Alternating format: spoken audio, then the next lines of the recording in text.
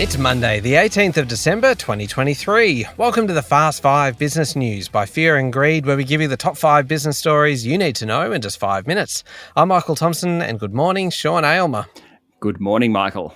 Sean, 5 stories in 5 minutes. Let's get going. Story number 1's a big one. 2023 won't be a golden year for the local share market, notwithstanding a near 10% rise since late October, with the S&P ASX 200 in line to finish the year up about 5%.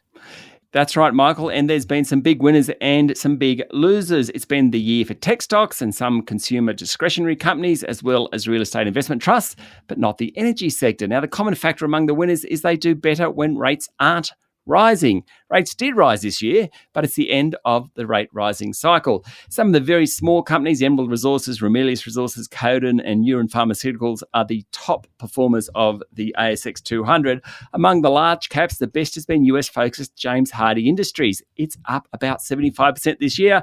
Another building group, Boral, did very well. That dragged along major shareholders, Seven Group Holdings. Among the tech stocks, Xero's the standout, up 45%. NextDC, REA and WiseTech Global also had good years. Healthcare group Cochlear, Super Retail Group, owner of Rebel, BCF, Macpac, Supercheap Auto, etc. And iron ore giant Fortescue Metals, shouldn't forget them. They're all very strong performers. Sean, I feel like I need a drum roll or something for this one, but what was the worst of the year? Clear-cut winner. The Star Entertainment Group down close to 80%. Some of the green metals companies didn't do so well. Nickel and Copper Group, IGO, Mineral Sands Company, Iluka, Lithium Plays Mineral Resources and Allchem, they were all down.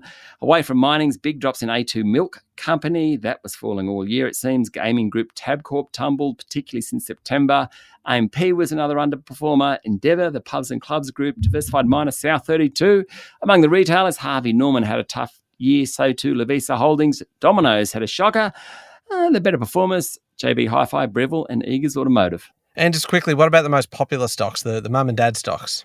Well, outside Fortescue, Woolies and ANZ, I'd say Rio's been pretty solid as well. Wesfarmers, Goodman Group did well. Commonwealth Bank and ANZ ended in the black. That's pretty good. Same can't be said for National Australia Bank, Telstra, Coles or Westpac, Michael. I better actually mention Qantas. Everyone loves Qantas. Turbulent year, down around 10%. I love that you managed to squeeze in a turbulent pun for Qantas right at the very end. You came home strong there, Sean.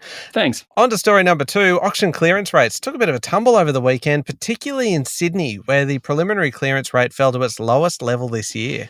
Yes, 65.5% according to CoreLogic, undoubtedly reflecting the rate rises, including the November hike. Sydney's weaker results coincided with further deceleration in home values in the city. Over the last 4 weeks, Sydney values flattened out, and they're on track to end December lower for the month. There were 1,400 homes taken to auction across Melbourne over the weekend. Its preliminary clearance rate just under 77%. Adelaide came in at 82%, Brisbane 56%, and Canberra about 66%.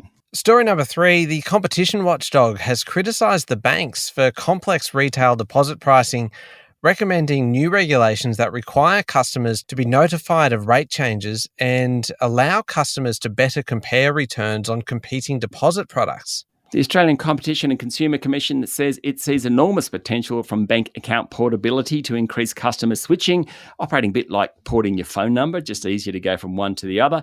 In its Retail Deposits Inquiry final report released on Friday, the ACCC said banks' pricing for many retail deposits, including introductory or bonus interest rates, made comparing rates difficult. In fact, about 3/4 of people with bonus interest accounts don't actually get the money. That's the first 6 months of 2023. That's what happened anyway.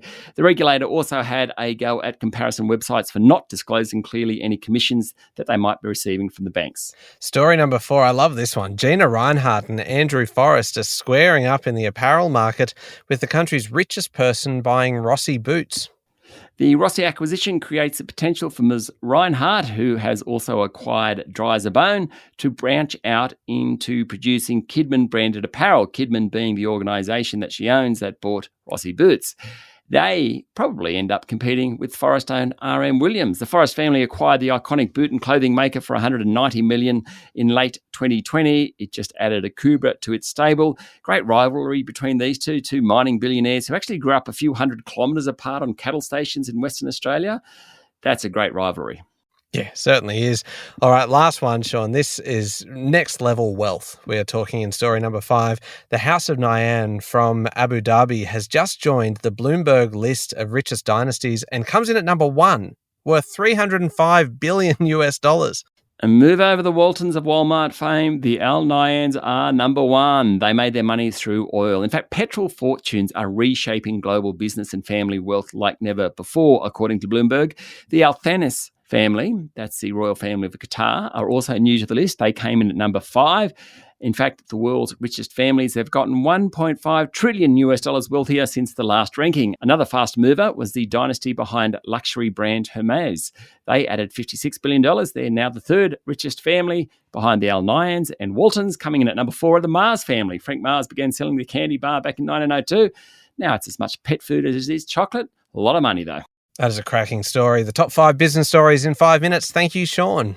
Thank you, Michael. It's Monday, the 18th of December, 2023. Remember to hit follow on the podcast. If 5 minutes isn't enough, you can find our longer daily show called Fear and Greed Business News wherever you listen to podcasts, and that one comes with a bunch of interviews. Today's interview is a great one for investors. I'm Michael Thompson, and that was the Fast 5 Business News by Fear and Greed. Have a great day.